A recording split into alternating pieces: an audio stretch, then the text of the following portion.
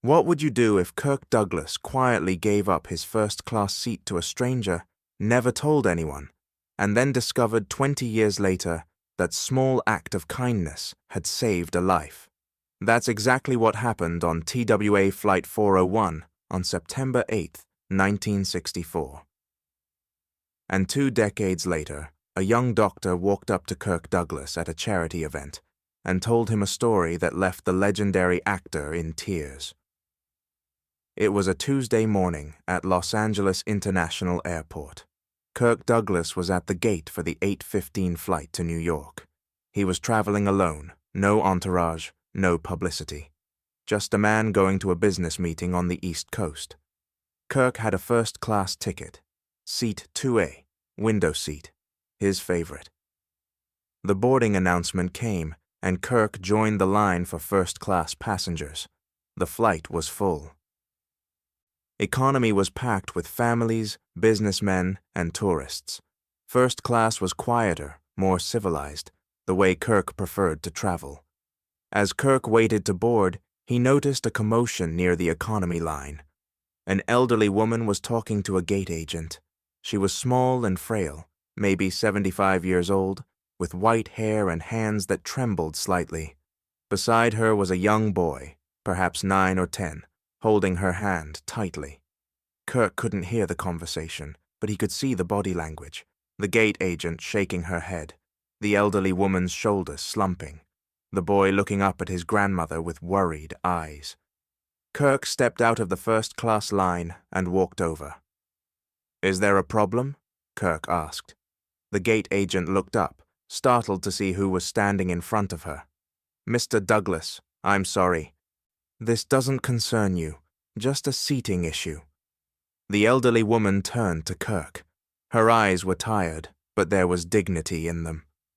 "My grandson and I are traveling to New York," she said. "My daughter is very ill.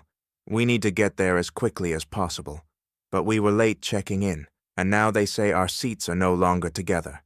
Tommy will have to sit alone in the back of the plane." She looked down at the boy. "He's never flown before. He's scared. And I can't be that far away from him, not with everything that's happening." Kirk looked at the boy. Tommy. The kid was trying to be brave, but his lower lip was trembling. Kirk turned to the gate agent. "What's the situation exactly?" The agent sighed. "The flight is completely full, Mr. Douglas. Mrs. Patterson and her grandson were late to check in. The only 2 available seats are 34B and 42F. There's nothing I can do."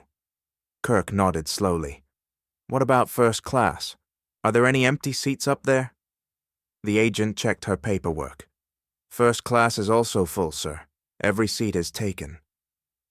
Kirk was quiet for a moment. He looked at the elderly woman, at her trembling hands and exhausted eyes. He looked at the boy, at the fear he was trying so hard to hide. Then Kirk made a decision. "Ma'am," he said to Mrs. Patterson, "I have a seat in first class. 2A, I'd like you to have it." Mrs. Patterson stared at him. "I'm sorry." "What?" "My seat, in first class." Kirk pulled his ticket from his jacket pocket. "I want you to take it. You can sit up front where the flight attendants can help you, and I'll sit with Tommy in economy. Make sure he's not scared." Mrs. Patterson shook her head. "Sir, I can't take your seat. That's too generous. You don't even know us." Kirk knelt down so he was eye level with Tommy. "Hey, Tommy, I'm Kirk. I hear you've never been on a plane before." Tommy shook his head, his eyes wide. "Well, here's the thing. I've been on about 1,000 planes, so I know all the tricks. I know which window shows the best views. I know how to get extra peanuts from the flight attendants, and I know exactly what to do if the ride gets bumpy." Kirk smiled. "How about I sit with you? I'll show you the ropes. By the time we land in New York, you'll be a professional flyer." Tommy looked up at his grandmother, then back at Kirk. "You'd really do that, mister?" Kirk nodded. "I really would." The gate agent was staring at Kirk like he had grown a second head. "Mr. Douglas," she said slowly, "are you sure?" First class to economy is quite a downgrade. Kirk stood up. A seat is a seat. Besides, he ruffled Tommy's hair. I have a feeling this young man is going to be much better company than the businessmen up front. The next 5 hours were some of the most memorable of Kirk's life. He sat with Tommy in seat 42F by the window. He showed him how the seatbelt worked. He explained what all the sounds meant, the dings, the rumbles, the whoosh of the engines. When the plane took off and Tommy grabbed his armrest in fear, Kirk took his hand and told him stories about flying over mountains and oceans and cities that looked like Christmas lights from above. Tommy asked questions about everything, about planes, about movies, about whether Kirk had ever been scared of anything. Kirk thought about it for a moment. You know what scared me the most? Kirk said. When I was about your age, my father lost his job. We didn't have any money. I didn't know if we'd have enough to eat. That was the scariest thing I ever felt. Tommy nodded seriously. My mom is sick. That's scary. Kirk looked at him. I know, buddy. That's very scary. But you know what? You're being very brave. Coming all this way to see her, holding your grandmother's hand. That takes courage. Tommy was quiet for a moment.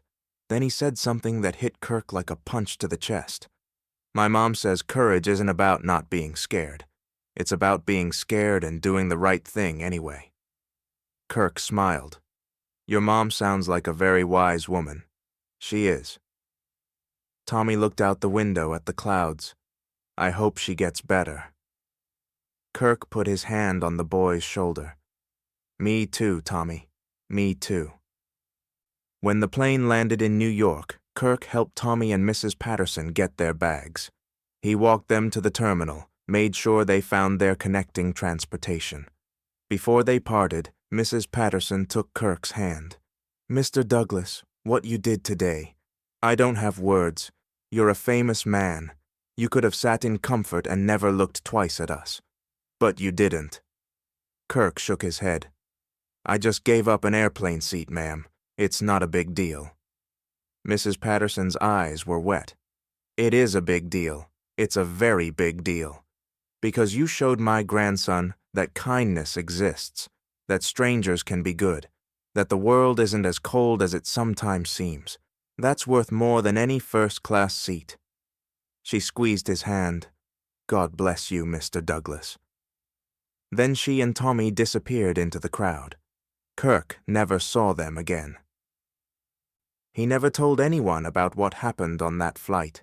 It was just a small moment, a few hours out of a long life.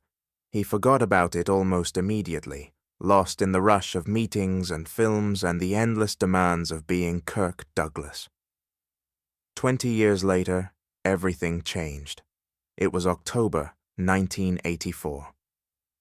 Kirk was at a charity gala in Beverly Hills, one of those events where rich people paid thousands of dollars to eat mediocre chicken and feel good about themselves. Kirk was standing by the bar, nursing a drink and counting the minutes until he could leave, when a young man approached him. The man was in his early 30s, tall and confident, wearing a doctor's coat under his jacket. His name tag read, Dr. Thomas Patterson, Cedars-Sinai Medical Center. Mr. Douglas, the young man said, I'm sorry to bother you, but I've been waiting 20 years to say something to you. Kirk looked at him, confused. Do I know you? The young man smiled. You probably don't remember. I was 9 years old. TWA Flight 401, Los Angeles to New York, September 1964. Kirk's mind raced back. The flight, the elderly woman, the scared little boy. Tommy? The young man nodded, his eyes filling with tears. You gave up your first-class seat so my grandmother could be comfortable.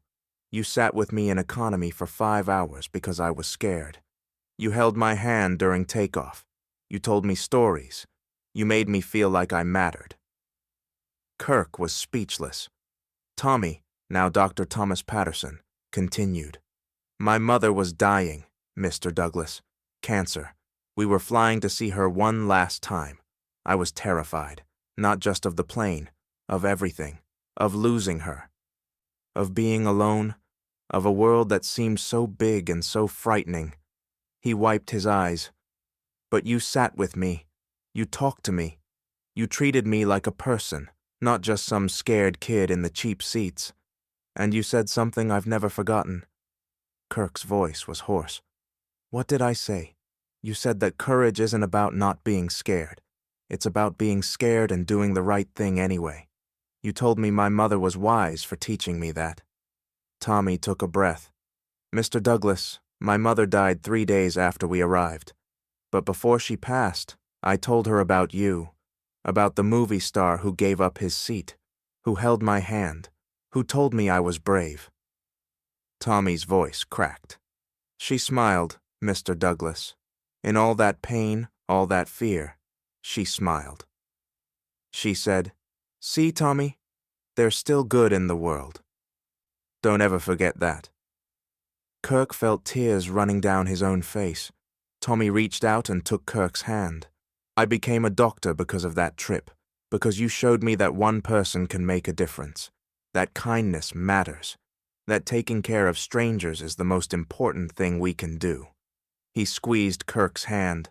I've saved a lot of lives in my career, Mr. Douglas, and every single one of them, I think about you, about that flight, about the man who gave up his comfortable seat so a scared little boy wouldn't have to be alone. Kirk couldn't speak. He just pulled Tommy into a hug, 2 men crying in the middle of a fancy gala, surrounded by people who had no idea what was happening. Finally, Kirk found his voice. Your mother was right, Tommy. There is good in the world, and you're proof of it. And sometimes, if you look closely at the old photographs from Hollywood's golden age, you can still see it. Not the fame, not the awards, but the look in a man's eyes when he chose principle over comfort. Kirk Douglas played tough guys on screen, but off-screen, he was tougher. In an industry built on pretending, his courage was the only real thing that lasted. Is there a moment in your life where you wish someone had stood up for you? Or a moment where you stood up for someone else? Hollywood has many secrets, but these are the ones worth telling. If you want to know the real stories, the ones they didn't put in the magazines, you're in the right place. We are peeling back the curtain on the man who never bent. If this story moved you, hit that like button and subscribe to Kirk Douglas, the man who never bent. We are just getting started. There are stories about Bert, about Spartacus, and about the moments that defined a legend. You don't want to miss what's coming next. Leave a comment below. What would you have done in Kirk's position? I'll see you in the next video. Never bend.